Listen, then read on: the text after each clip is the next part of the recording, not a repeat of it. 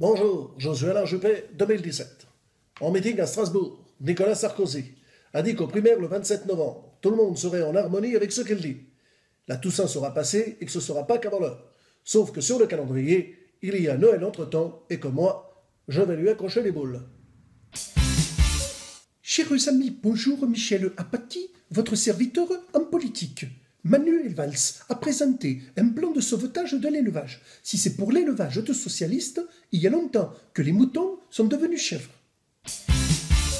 Mes chers amis, d'après une étude, il paraît que la durée de vie humaine aurait atteint ses limites. Quand on voit la tête d'Alain Juppé, ça se confirme. Franchement, mesdames et messieurs, on n'arrête pas de dire qu'Alain Juppé, c'est l'homme du Médoc. Certes, mais à son âge, c'est plus en vin, mais en comprimé qu'il faut lui donner.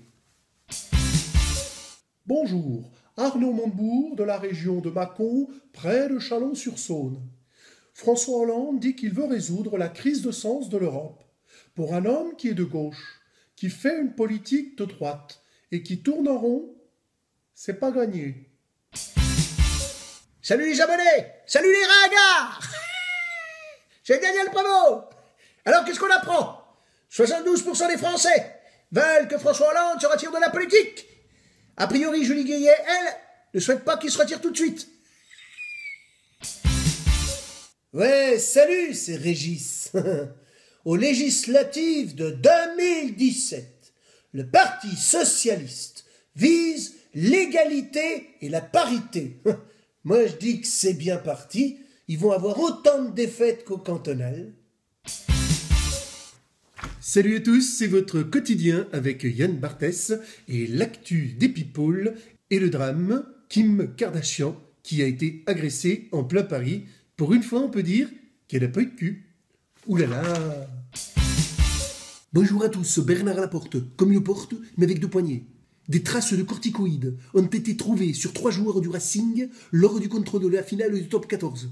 Concernant d'éventuelles traces de neurones, les recherches se poursuivent. Salut à tous, c'est l'ami Patrick Timsit. Vladimir Poutine envisage de venir en France malgré Hollande. Il n'y a rien d'extraordinaire. Nous, on y vit bien en France, malgré Hollande. François Fillon, lui, s'est dit aussi éloigné d'Alain Juppé que de Nicolas Sarkozy.